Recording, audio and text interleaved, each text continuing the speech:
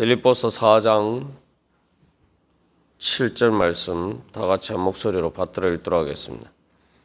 그리하면 모든 지각에 뛰어난 하나님의 평강이 그리스도 예수 안에서 너희 마음과 생각을 지키시리라. 아멘. 우리가 이 4장 7절 말씀을 통해서 하나님의 평강을 얻는 기도에 대해서 살펴보고 있습니다. 특별히 이 말씀을 통해서 우리가 어떻게 기도해야 되는지 그 원리들을 발견할 수가 있는데, 우리가 어제 말씀을 통해서 이 모든 지각에 뛰어난 하나님의 평강, 그렇기 때문에 바로 우리의 기도는 단순히 우리가 구하는 것을 주님께 하나님께 아뢰는 것을 차원을 넘어서 하나님께 묻고 또한 하나님과 대화하는 그런 자리에까지 나아가야 된다, 우리가 살펴보았습니다. 그래서 말 그대로 모든 지각에 뛰어난, 그래서 단순히 내 생각을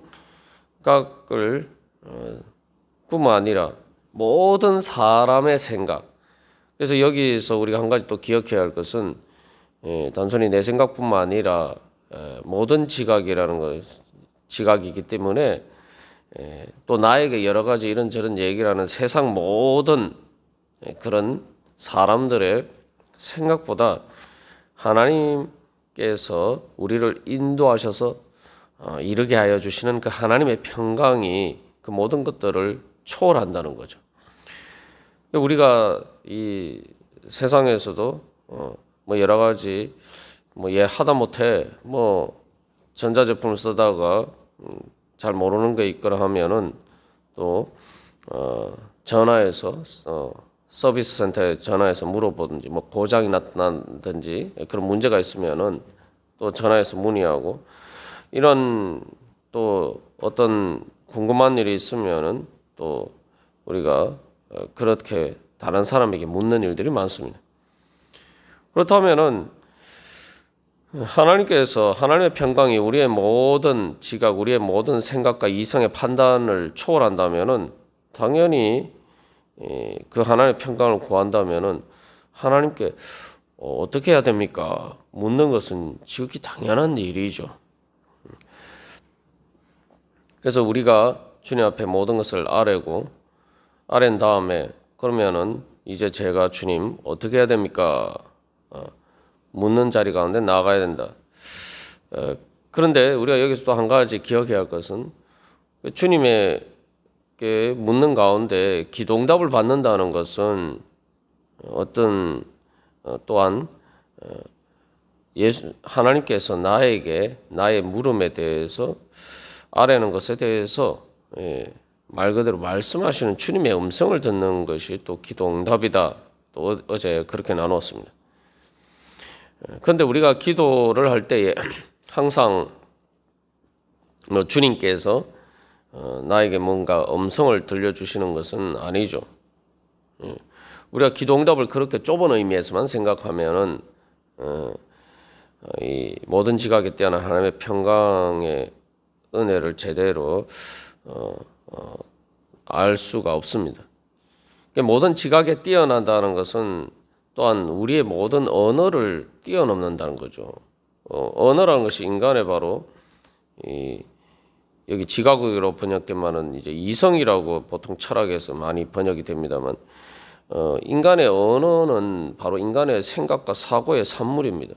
우리가 하나님께 응답받는 것을 어떤 하나님의 음성을, 하나님의 말씀을, 우리의 말씀이 성경 말씀이 다 언어로 표현됩니다만, 그 성령님을 통해서 하나님께서 우리에게 응답하시는 것을 다 우리가 어떤 이 언어적인 개념으로 하나님의 음성을 듣는다든지 그렇게 좁게 생각하면은 이 말의 의미들을 제대로 이해할 수가 없습니다. 그래서 하나님의 모든 지각에 뛰어나듯이라는 것은 우리의 모든 언어의 한계를 초월하신다는 거예요. 지난번에도 나누었지만 하나님께서 우리에게 평강을 주시면 기도 가운데 하나님께서 우리에게 마음의 평강을 주시면은 이게 이유를 알 수가 없어요. 세상에서도 그렇잖아요. 누군가를 좋아하면은 뭐 왜 좋아하냐 이유를 물으면은 뭐 이렇게 저렇게 이야기할 수 있겠지만 사실 누군가를 진짜 사랑하면은 그 이유를 댈 수가 없는 거예요. 엄밀하게 말하면. 그게 논리적인 어떤 뭐 이렇게 근거를 댈 수 있는 게 아니란 말이죠. 그게 뭐 논리적이지 않고 합리적인 이유가 없어서가 아니라 그게 말로 표현할 수 있는 차원을 넘어서기 때문이죠. 그리고 또 하나님의 음성을 듣는다라고 할 때 진짜 나에게 이렇게 막 뭐 귀에 들리듯이 이렇게 생각하면은 우리가 자칫 잘못된 방향으로 갈 수가 있습니다. 하나님의 음성은 육신의 귀에 들리는 게 아니죠. 마음으로 들리는데 마음으로 들리는 그 하나님의 음성은 우리의 그러니까 육신의 귀에 들리는 소리와 차원이 다른 그런 하나님의 음성이기 때문에 그 마음의 뭘 전체를 울리는 거죠. 그래서 어떤 한마디 말 하나님의 음성 한마디만 들으면은 그걸로 모든 기도 응답이 된다. 제가 말씀드렸는데 그것은 바로 하나님께서 우리의 마음을 통해서 우리에게 응답하실 때에 그게 어떤 단순한 하나의 소리 차원을 넘어서 어떤 한마디 말을 넘어서 이 말 그대로 이 바람처럼 다가오는 거죠. 바람처럼 다가온다는 것은 완전히 내 그 삶의 환경 자체, 분위기 자체를 바꾸는 것을 의미합니다. 이게 기도할 때 하나님께서 우리에게 주시는 하나님의 평강이 우리에게 다가올 때에 우리가 느끼게 되는 일이죠. 그래서 사도 바울이 주 안에서라고 하는데 예를 들면은 우리가 어떤 소리도 말입니다. 음악 소리도 독창을 하는 소리가 있고 뭐 중창하는 소리가 합창하는 소리가 있죠. 그리고 또한 교향곡도 그냥 일반 악기로 연주하는 음악도 한 가지 악기의 소리가 있고 교향곡처럼 수많은 악기가 화음을 이루어서 들리는 소리들이 있습니다. 이게 성경에 천국에서 성도들의 소리에 대해서 많은 물소리라는 그러한 표현도 있습니다만 하나님의 음성은 그 많은 물소리보다 더 어떤 세상의 교향곡보다 더 큰 소리로 우리에게 다가옵니다. 마치 햇빛이 비치면 햇빛이 색깔이 없지만 어떻습니까? 햇빛이 비치면은 햇빛 안에는 모든 빛깔이 다 포함이 되어 있죠. 모든 빛깔이 다 포함되어 있으니까 햇빛은 빛이 없는 거예요. 그래서 프리즘을 통과해서 햇빛을 보면은 빨주노초 파남보 모든 파장에 빛깔이 다 있습니다. 하나님의 음성도 마찬가지. 그래서 성령을 바람이다라고 하는데 성령의 음성을 들으면은 우리가 기도하는 가운데 처음에는 그냥 내가 이렇게 아래는 차원에서 나가지만 우리가 기도하면은 바로 주님 안에 내가 들어가는 거예요. 주님의 빛 안에 내가 들어가는 거예요. 그러니까 성령의 바람이 나에게 불어오는 거예요. 내 마음이 처음에는 아주 미약하게 내가 이 영적으로 둔하기 때문에 잘 깨달아 알지 못하지만 내가 기도를 점점 하면 할수록 오늘 찬양처럼 주님과의 깊은 교제 가운데 점점 들어가게 되면은 성령의 바람이 점점 나에게 바람이 세진다는 말이죠. 성령을 바람, 영을 바람이라고도 바람이라는 단어에서 나왔습니다만 바람이 분다는 게 뭘 의미합니까? 우리가 바람 불면은 몇 시간만 해도 날씨가 완전히 바뀌죠. 정말 여름에 보면은 습도가 엄청나게 높은 그런 무덥고 후덥지근한 날씨가 이 남쪽에서 바다 쪽에서 이렇게 바람이 불어오면은 금방 그렇게 돼요. 그러나 또 바람의 방향이 바뀌어서 건조한 북쪽에서 찬바람이 불어오면은 몇 시간 만에 바람이 아주 강하게 불면은 몇 시간 만에 완전히 날씨가 바뀌어요. 그러니까 내가 이 땅에 이 세상에 있지만 하나님은 이 세상보다 더 크시기 때문에 내가 기도하는 가운데 내가 주님 안에 이렇게 처음에는 내가 주님 안에 들어간다 이렇게 생각하지만 성령의 바람이 나에게 불어올 때 하나님께서 그것을 통해서 나에게 응답하시게 되면은 완전히 내 마음의 날씨가 달라지는 거예요. 한마디로 말하면 세상이 달라지는 겁니다. 똑같은 세상인데 세상이 달라지는 거예요.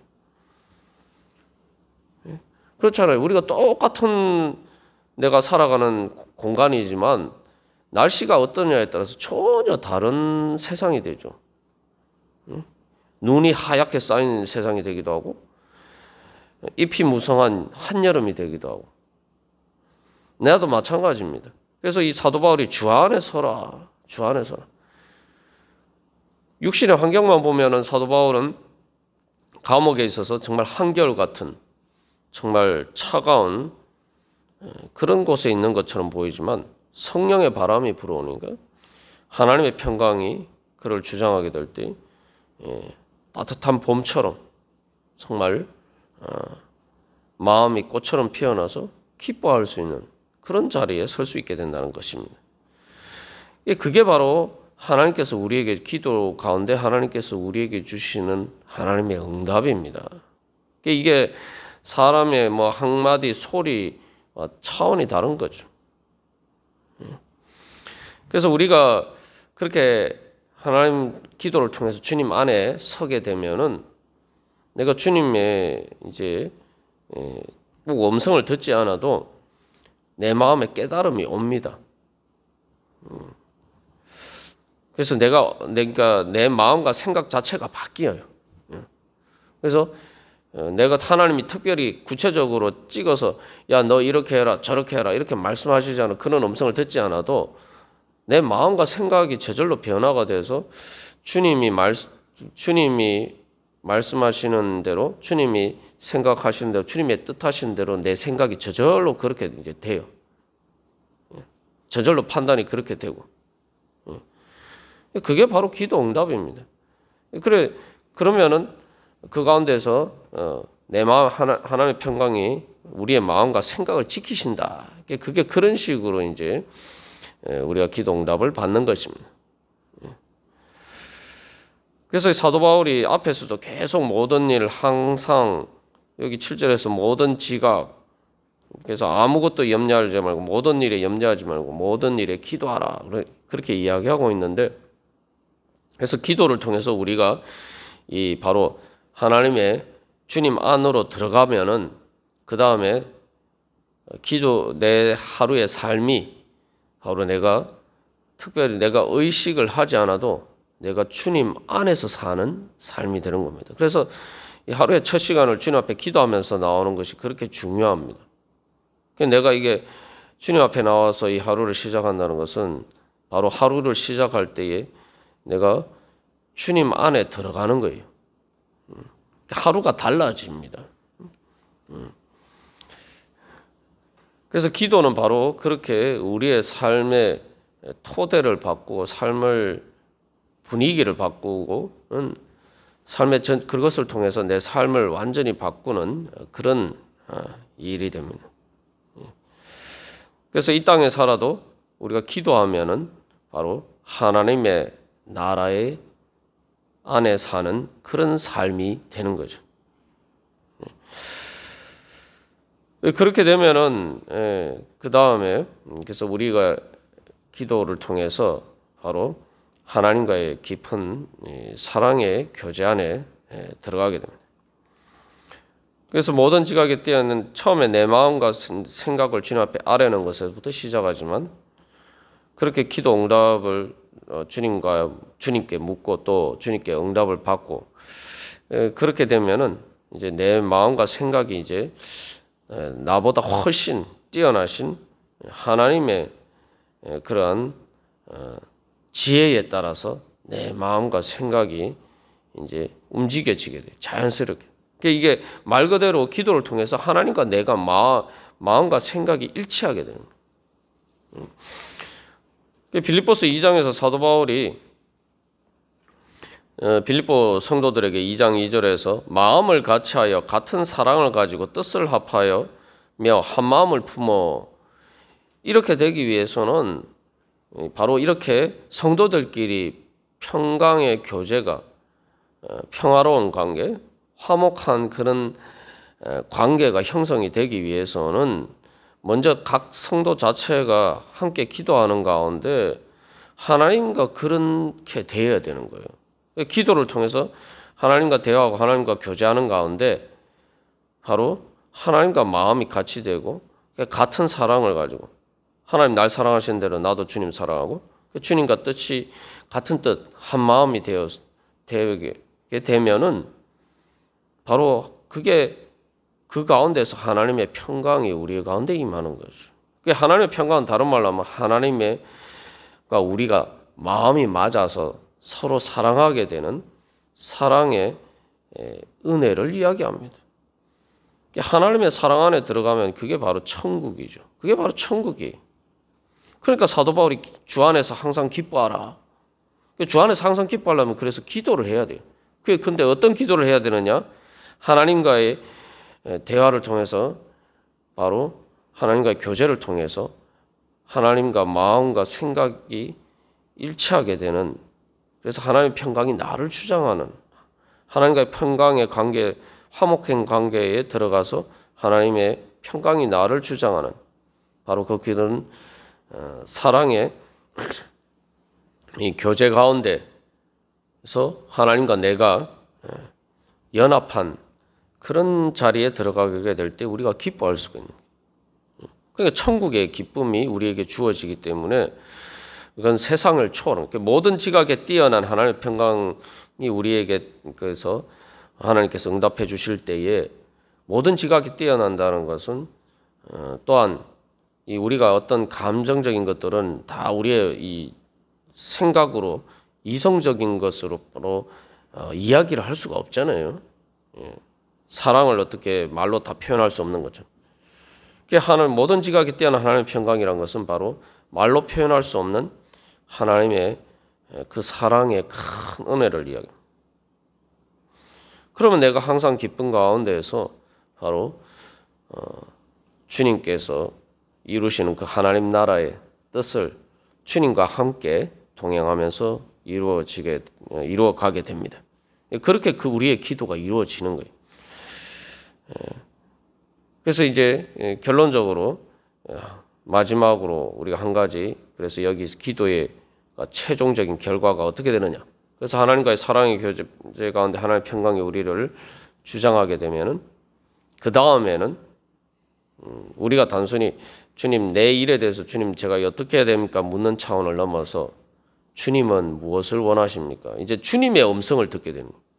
그러니까 내가 원하는 게 아니라 주님께서 원하시는 것. 그래서 이사야 선지자가 그 하나님을 만났을 때에 누가 우리를 위하여 갈꼬라는 주님께서 우리에게 물으시는 그 음성을 듣게 되죠. 그래서 바로 그러면은 주님 내가 여기 있습니다. 나를 보내소서. 이제 단순히 내 소원을 주님께 아뢰는 차원을 넘어서 주님의 소원을 내가 이루어 드리는 그런 자리까지 가게 되는 거죠. 그렇게 되면은 바로 주님과 내가 주 안에 있고 주님이 내 안에 있어서 우리가 주님과 함께 손잡고 주님과 함께 동역하면서 주님과 동행하며 하나님 나라를 이루어가는 바로 이제 사명의 자리까지 나아가게 됩니다. 그래서 우리가 다시 한번 오늘도 기도하면서 나아갈 때, 그래서 여러분 기도에 대한 그런 소망을 가지시고 기도를 통해서 내가 하나님의 평강을 얻게 된다. 모든 지각에 뛰어난 하나님의 평강을 얻게 된다.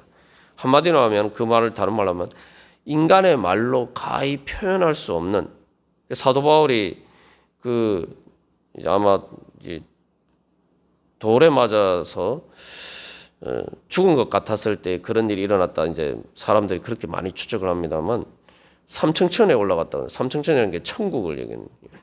그 천국에 올라갔을 때 사람의 말로 감히 표현할 수 없는 그런 이야기를 들었다. 그러니까 사도 바울이 정말 힘들고 고난 가운데서도 기뻐하면서 그렇게 주님의 뒤를 따라갈 수가 있었던 것입니다. 바로 하나님께서는 그런 우리의 모든 생각을 초월하는 천국의 그 평안을 우리에게 주시기를 원하십니다. 그래서 우리가 오늘 찬양한 것처럼 또 오늘 기도하는 가운데 바로 그러한 하나님의 평강 가운데 나아가시고 하나님의 평강을 이루어가는 하나님의 사람이 되시기를 간절히 소망합니다. 다 같이 기도드리시겠습니다.